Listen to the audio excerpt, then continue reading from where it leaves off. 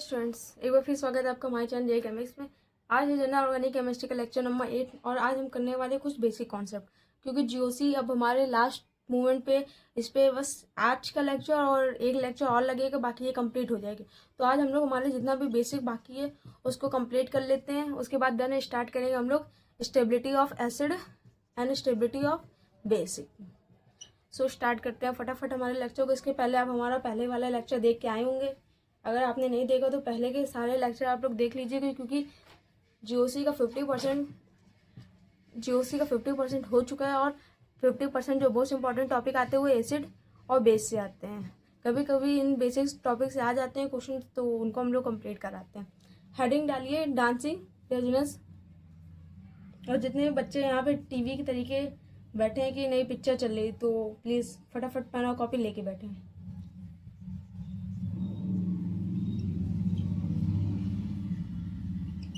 Dancing resonance.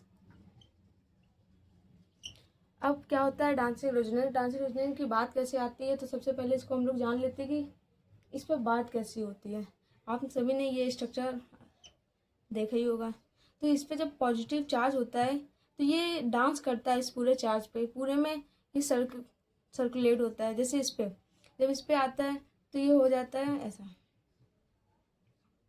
Double bond यहाँ आता है और पॉजिटिव चार्ज यहाँ आता है। Then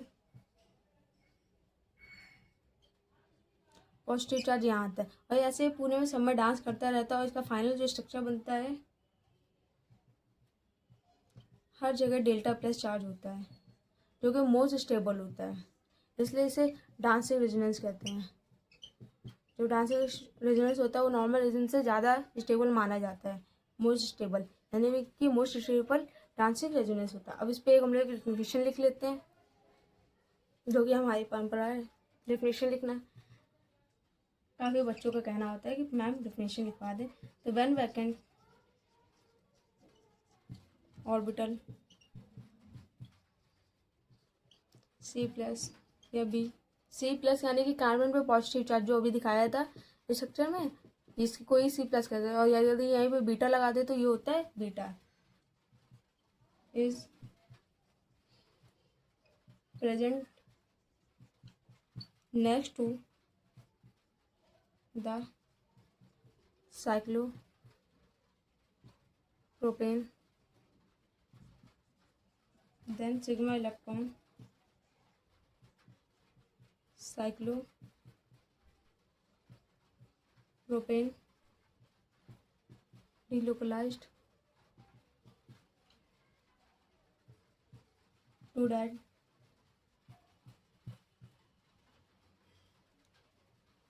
vacant orbital. देखो, जब भी जो हमारा वैकेंट ऑर्बिटल होता है जिसमें C प्लस और बीटा होता है, ये प्रेजेंट होता है नेक्स्ट साइक्लोप्रोपेन। इस डांसिंग रेजोनेंस केवल उन्हीं में होता है जिनमें साइकिल बनी होती है, और खासकर ये वाली साइकिल, ठीक।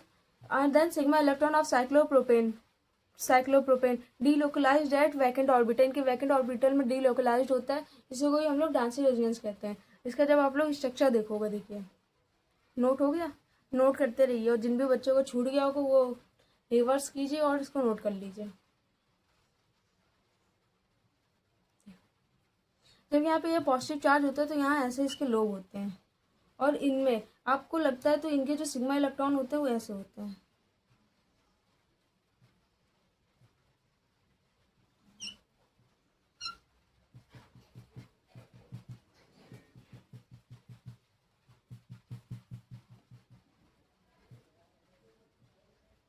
ठीक है, जो सिग्मा इलेक्ट्रॉन होते हैं वो ऐसे इनमें जाते हैं जब इसमें रेजोनेंस होता है, जो उसी को हम लोग डांसिंग रेजोनेंस कहते हैं। जब पूरा इसका स्ट्रक्चर बनता है तो ये जो इलेक्ट्रॉन होते हैं सिग्मा इलेक्ट्रॉन, ये इनके पॉजिटिव चार्ज के इनमें लोब में जाते हैं, तब इसमें होता है रेजोनेंस, इसी को हम लोग कहते हैं डांसिंग रेजोनेंस। हो गया नोट? अब इसमें हम लोग कुछ क्वेश्चन करते हैं, देन ये आपको अच्छे से समझ आएगा। ठीक है, क्वेश्चन पहला, इसमें आपको बताना है कि सबसे अच्छा डांसिंग रेजोनेंस कौन करेगा।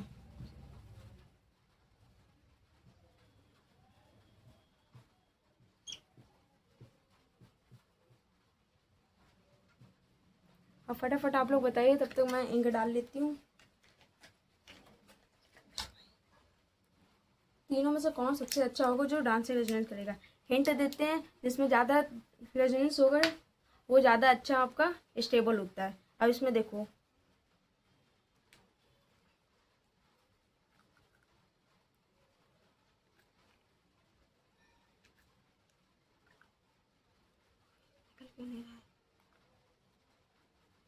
इसमें डांसिंग रेजोनेंस आपने निकाल लिया। देखिए जिसमें ज़्यादा रेजोनेंस होता है इसमें, जैसे ये PQR, तो R में 3 साइक्लोप्रोपेन लगे हैं। साइक्लोप्रोपेन अगर 3 लगे तो ये प्लस चार्ज पहले इसमें पूरा सर्कुलेट होगा, एक फिर इसमें होगा, फिर इसमें होगा, यानी कि इसमें साइक्लिक जो आपका रेजोनेंस होता है डांसिंग, R में सबसे ज़्यादा होगा, फिर Q में होगा, देन P में होगा। जैसे आप लोग स्ट्रक्चर पढ़ते हैं CS3 COO का पढ़ा था, और CS3 और SO3 का पढ़ा था। तो इसमें जिसमें ज़्यादा रेजोनेंस था उसको हम लोग ने ज़्यादा प्रिफेयर किया, तो उसी तरीके इसमें होता है, जिसमें ज़्यादा रेजोनेंस होता है उसको ज़्यादा प्रिफेयर किया जाता है। अब एक और क्वेश्चन करते हैं फटाक से, ठीक है? हम लोग ने कोई भी ले लिया, जैसे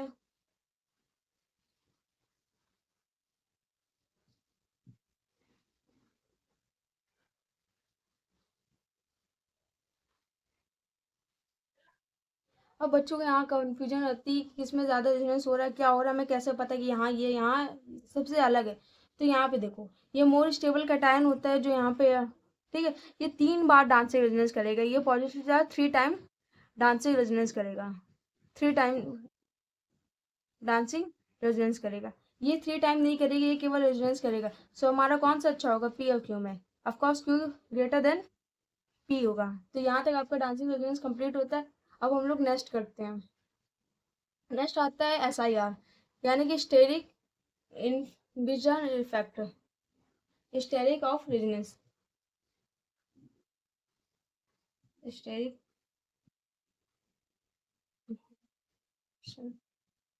ऑफ रेजोनेंस। एक ये रेजोनेंस होता है, हम लोग ने इसके लास्ट में रेजोनेंस पढ़े थे, यहाँ पे एक डांसिंग रेजोनेंस और स्टेरिक रेजोनेंस, जिसे SIR इफेक्ट कहते हैं। SIR इफेक्ट इनको कंप्लीट करते हैं, ठीक?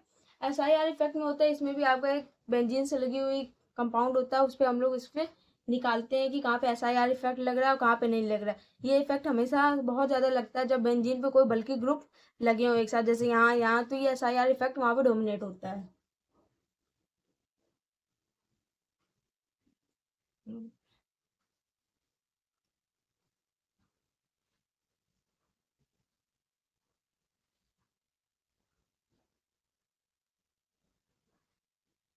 यहाँ O है, यहाँ OH, यहाँ O है, यहाँ OH है, ठीक है? अब यहाँ पे देखो, जैसे यहाँ CH3 हमने लगा दिया, ये हमारी बेंजीन है पूरी,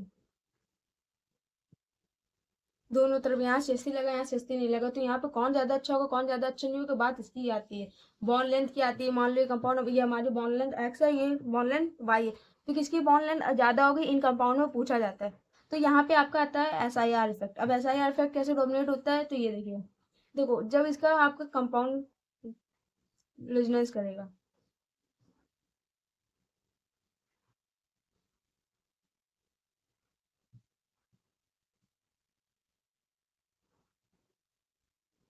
देखो यहाँ पे बल्कि ग्रुप लगा, यहाँ भी बल्कि ग्रुप लगा। ये बल्कि ग्रुप होने की वजह से ये वाला कंपाउंड, ये कंपाउंड ऐसे चोच इसकी ऐसे की जगह ऐसे हो जाती है। कैसे?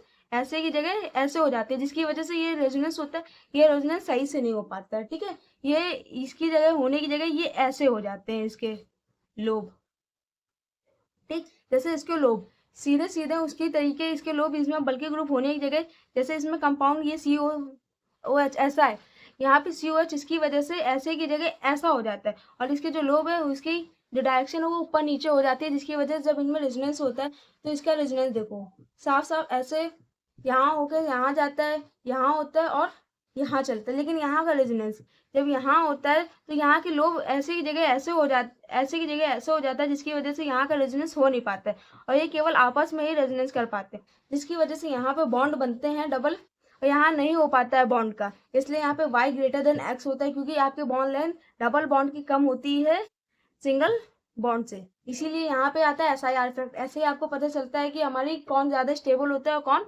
कम स्टेबल होता है। यही होता है SIR इफेक्ट। जो यहाँ CS3 लगा, ये SIR इफेक्ट इस पे शो कर रहा है। ये होता है SIR इफेक्ट। हो गया?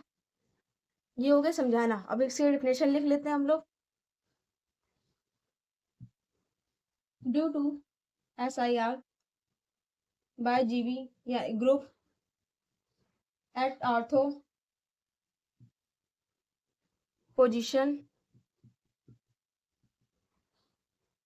sp2 group become non-planar and resonance will inhibit this inhibition of resonance is known as SIR। इसी को ही हम लोग SIR कहते हैं, जिसमें sp2 ग्रुप आ जाता है, जिसकी वजह से ये कंपाउंड ऐसे की जगह ऐसा हो जाता है, देखो, और ऐसा हो जाता है, जिसकी वजह से ये SIR इफेक्ट होता है और हमारे जो कंपाउंड उसकी स्टेबिलिटी ही कम ज्यादा होती है। डेफिनेशन लिख ली। अब कुछ आपको SIR ग्रुप बता दे रहे हैं जिससे कि आपको इसमें कंफ्यूजन कम हो। ठीक है, SIR अप्लाई बाय ऑल बल्की ग्रुप, ऑल बल्की ग्रुप, ऑल बल्की ग्रुप जैसे OH, OR, NH2, F, ETC। All bulky group में होता है, अपने कोई कंपाउंड लिया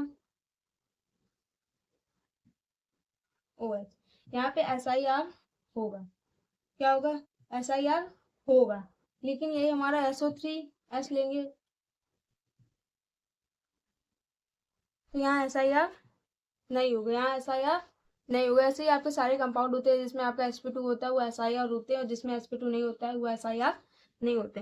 तो आपको कुल मिला के ये याद करना है कि जहाँ sp2 आया वहाँ SIR शो होगा, जहाँ sp2 नहीं आया वहाँ SIR नहीं होगा। यही आपका होता है स्टेरिक हिंड्रेंस इफेक्ट। अब इसमें कुछ क्वेश्चन करते हैं हम लोग।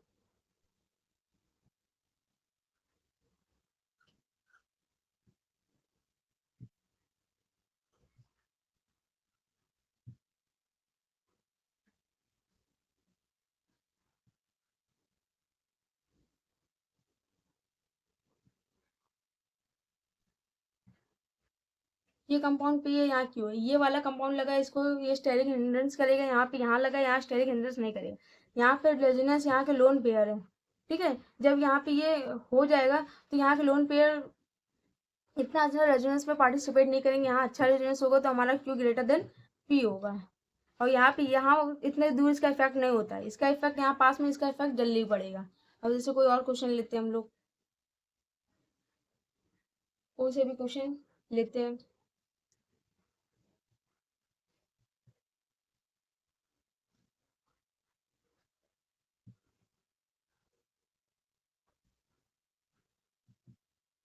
यहाँ पे ये SIR करेगा, यहाँ पे ये SIR नहीं करेगा, तो हमारा P और Q में कौन ज़्यादा ग्रेटर देन होगा, Q P से ज़्यादा अच्छा होगा, क्योंकि यहाँ ये SIR शो कर रहा है। हो गया।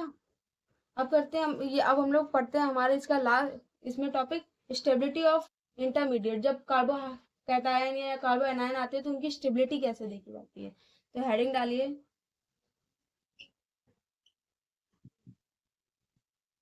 स्टेबिलिटी ऑफ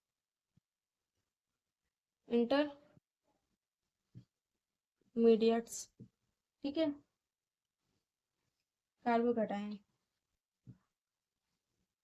इसे इलेक्ट्रॉन डोनेटिंग ग्रुप भी कहते हैं। ये इन्वर्सली प्रोपोर्शनल होती है +R + M के +H के +I के, और डायरेक्टली प्रोपोर्शनल होती है। और इन्वर्सली प्रोपोर्शनल होती है -R -H -I की, ये कार्बो कैटायन का होता है। और मैंने आपको बताया था कि जहाँ मैं ऐसे बादल वाले लिखवाऊँ उन सभी को आपको एक अलग से लिख के नोट्स बनाने हैं, क्योंकि ये डायरेक्ट आपके रिवीजन के लिए काम में आते हैं। देखा कार्बो कैटायन, अच्छा कार्बो कैटायन के लिए हमारे कौन से फैक्टर होते हैं +R +M, तो ये आपको अच्छे से याद होगा। यहाँ पे बच्चों को बहुत कन्फ्यूजन होती है। देन इसी तरीके होता है आपका कार्बो एनायन का।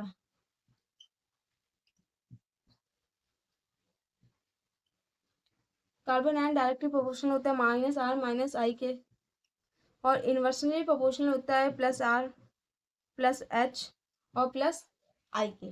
किसके, +R +H और आई के। डायरेक्टली प्रोपोर्शनल होता है -R - I के, यानी कि कार्बोकैटायन और कार्बो एनायन एक दूसरे के विपरीत, यानी कि एक दूसरे के उल्टे होते हैं। कार्बोकैटायन और कार्बो एनायन का एक का याद कर लियो तो एक का उसको उल्टा करके आप लोग याद कर लेना। अब बात आती है फ्री रेडिकल की। हो गया नोट? फ्री रेडिकल,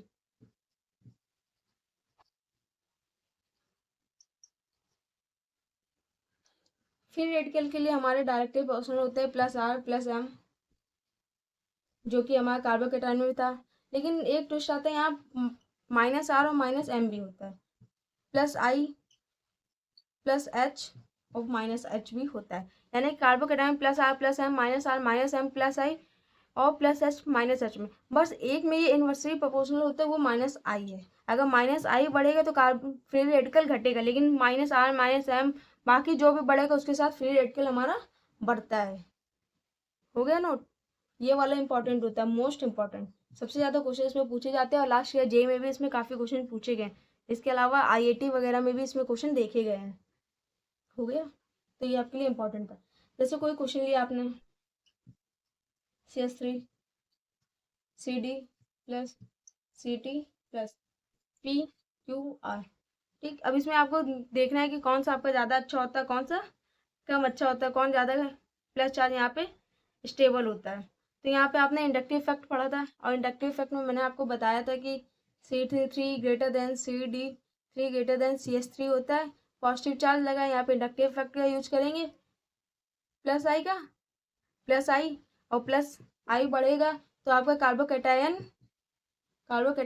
बढ़ेगा। तो अब आपको पता चला आपका इंडक्टिव इफेक्ट कहाँ काम आया। आपने वहाँ पे पढ़ा था वो सीरीज। अगर आपको इंडक्टिव इफेक्ट की सीरीज ना याद हो तो आप हमारे इंडक्टिव इफेक्ट वाले लेक्चर में, जब हमारी इस प्ले लिस्ट में आप जाएंगे तो उस पर आपको इंडक्टिव इफेक्ट का लेक्चर मिलेगा, उस पर आपको पूरा इंडक्टिव इफेक्ट पढ़ाया हुआ है। तो इंडक्टिव इफेक्ट का यूज करके यहाँ पे पता चला कि अच्छा हाँ, कार्बोकैटायन में कौन ज़्यादा अच्छा होगा, CT3 CD3 फिर CS3।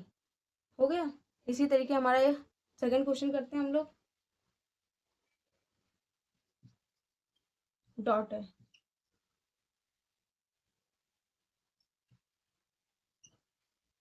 डॉट। यहाँ पे एक कार्बन, यहाँ दो कार्बन, यहाँ 3 कार्बन, कौन से ज़्यादा अच्छा होगा, A B C में।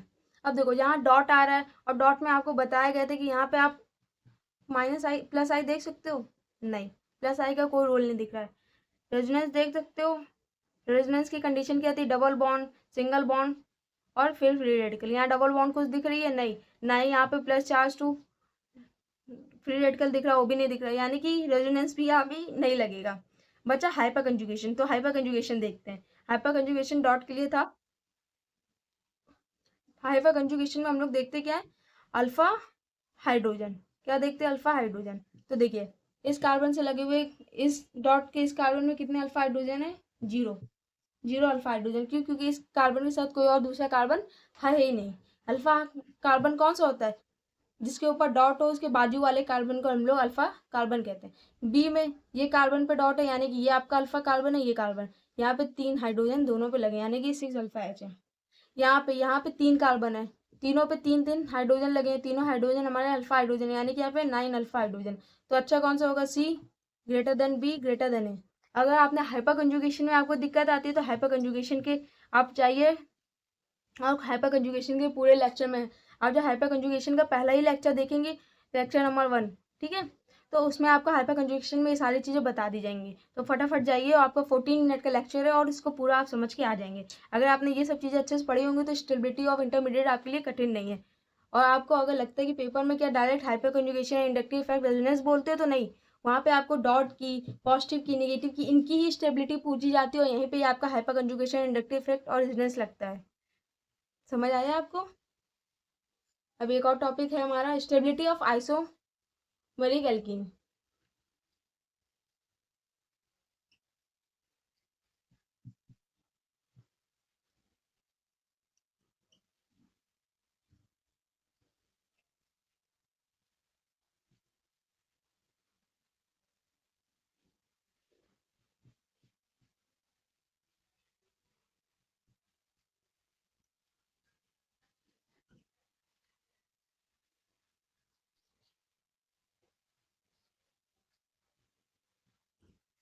ये 4 कार्बन की एल्कीन जो 4 अलग अलग तरीकों से बन सकती है। इसमें आपको स्टेबिलिटी फाइंड करनी है। सबसे पहले इसमें आपको क्या देखना है, आर से रेजोनेंस, हाइपर कंजुगेशन, रिपल्सन और कंस्ट्रक्शन डिसऑर्डर, हाँ डिस्ट्रक्शन। ठीक है, ये 4 चीजें, पहले में रेजोनेंस देखना है, दूसरे में भी रेजोनेंस, तीसरे में।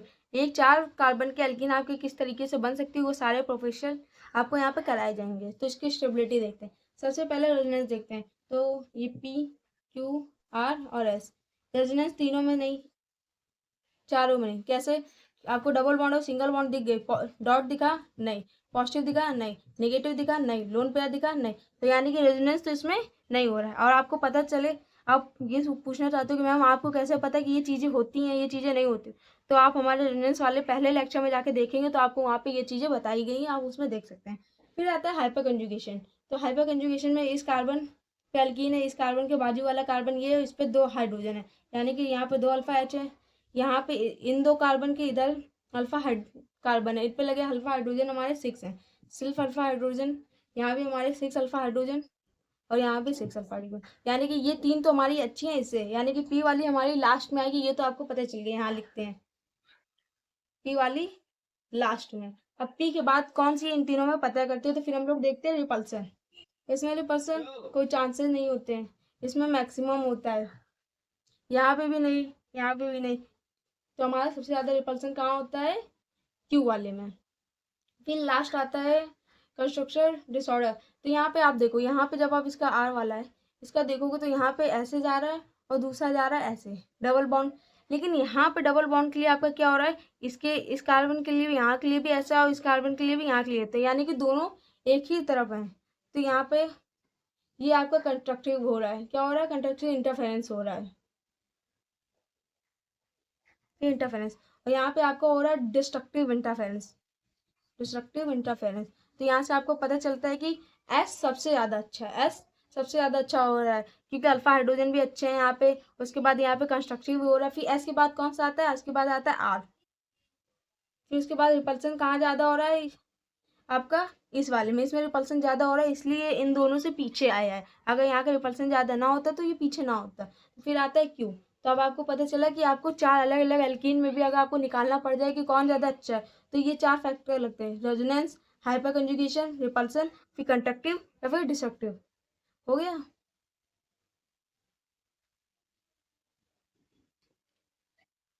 अब इस पे आपके कुछ क्वेश्चन होंगे, उसके बाद आपका लास्ट टॉपिक बचा एसिड और बेस।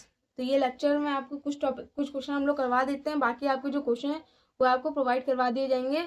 आपकी जो सीट मिलेगी लास्ट में, उसमें आपको सारे क्वेश्चन मिल जाएंगे। तो हम लोग पहले देखते हैं।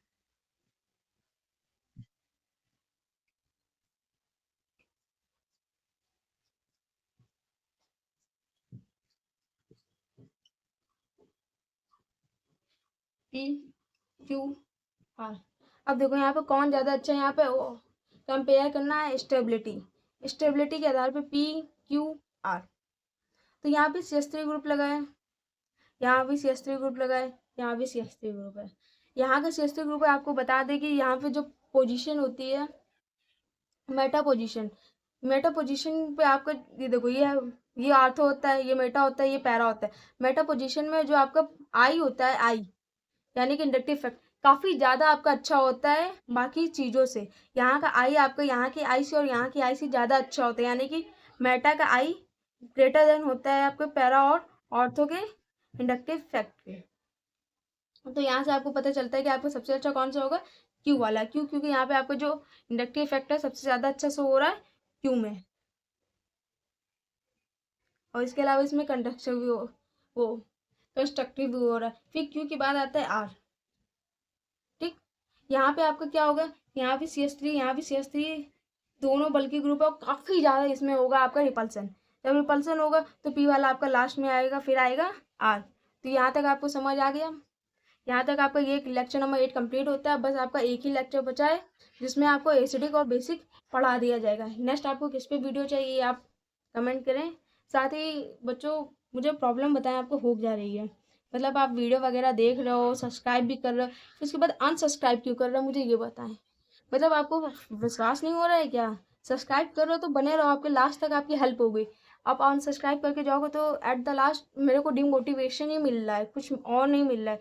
अगर आपको किसी स्पेसिफिक टॉपिक पे वीडियो चाहिए तो आप बताएं कि आप कमेंट करें कि मैम मुझे इस टॉपिक पे वीडियो चाहिए, मुझे ये चाहिए ये चाहिए, आपके लिए सारी चीज़ें लाई जाएंगी। आप बताएं तो, आप ऐसा ना करें कि आप आएँ और लाइक और साथ में लाइक जरूर करो बोले, आप सब्सक्राइब करें फिर उसके बाद आप अनसब्सक्राइब कर दें। आप बताएं आपको किस पे वीडियो चाहिए किस पे नहीं, आपको सारी चीज़ें लाई जाएंगी। तो इसी तरीके की और भी वीडियो के लिए हमारे चैनल पर बने रहें। ना तो चैनल को सब्सक्राइब करें, साथ ही बेल आइकन दबाना ना भूलें।